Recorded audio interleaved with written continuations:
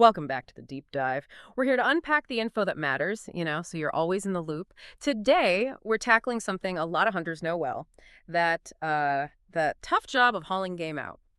Specifically, we're digging into a product you might have seen on the Savage Reviews YouTube channel, the VEVOR Deer Drag Sled. Now, this isn't just any old sheet of plastic. It makes this really bold claim, hauling 550 pounds. That's a lot. So the big question for our deep dive today is this lightweight plastic sled actually going to save your back? Or is it one of those things where, you save a bit up front, but end up with like expensive disappointment out in the woods? Let's find out. Okay, so the manufacturer, they make it sound pretty good. They describe the sled. It's, about 73 or 23 inches roughly, made of polyethylene plastic, smooth bottom. And the whole idea is that it's supposed to just glide over snow, grass, dirt, even says rough terrain, like some kind of wilderness toboggan. Right. Comes with two long ropes, like 140 inches each. And they promise this simple four-step tying process. Plus, they say it's light, tear-resistant, good in the cold. Sounds really tempting if you're facing a long drag, doesn't it? Oh, absolutely. That's the hook, isn't it? It promises this easy, high-capacity solution. And the price point is definitely attractive compared to some of those really specialized hunting sleds out there.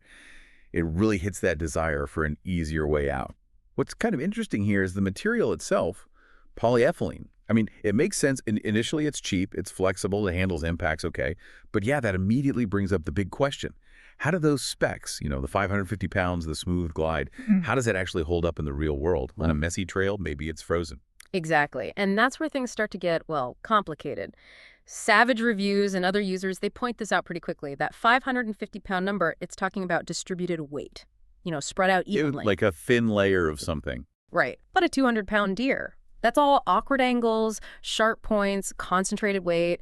Trying to get that onto a flexible sheet without it just buckling or folding. Oh, people say it can tear right then and there. And that easy four-step tying, forget about it when you're wrestling a heavy animal. It's freezing.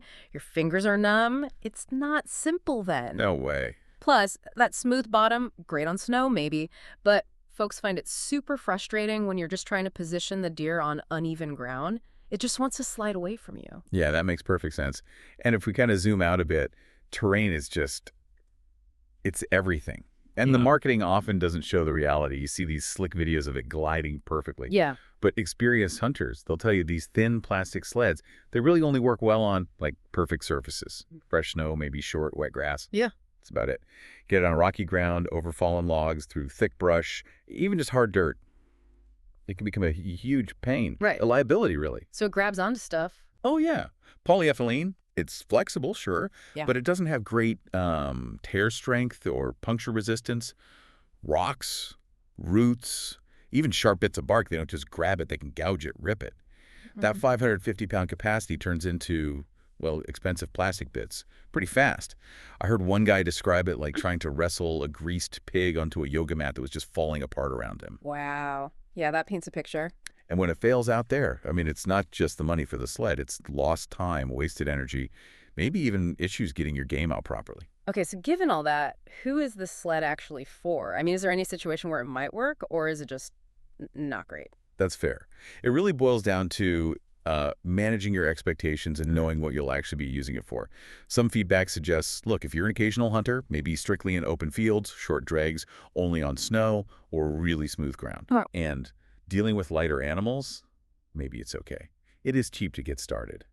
But, for anyone serious about hunting, especially if you're regularly out in rough, unpredictable terrain, durability isn't just nice to have, it's crucial. Right. You need something reliable. Exactly. You're probably better off investing more upfront in something tougher, like a sled made of thicker HDPE plastic that's high-density polyethylene.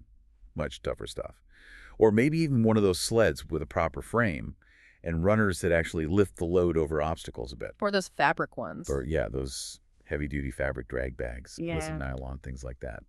They tend to conform to the load better and slide without tearing as easily. Yeah. They cost more initially, sure, but you get reliability. You get peace of mind when you really need it. It's about thinking, what's the real cost if this cheap thing fails me miles from the truck versus just the sticker price? Right. So wrapping up our deep dive on the VEVO Deer Drag Sled, it seems like a classic case of promising specs, big capacity, easy glide, but it really struggles when it meets the messy reality of actual hunting conditions. That flexibility becomes fragility. Precisely. So maybe the takeaway is, next time you're looking at gear like this, don't just look at the advertised numbers. Think hard about the terrain of your own hunting, your own needs, your own expectations. Because sometimes the most useful deep dive isn't just into the product, but into what you really need it to do for you, not just what the label promises.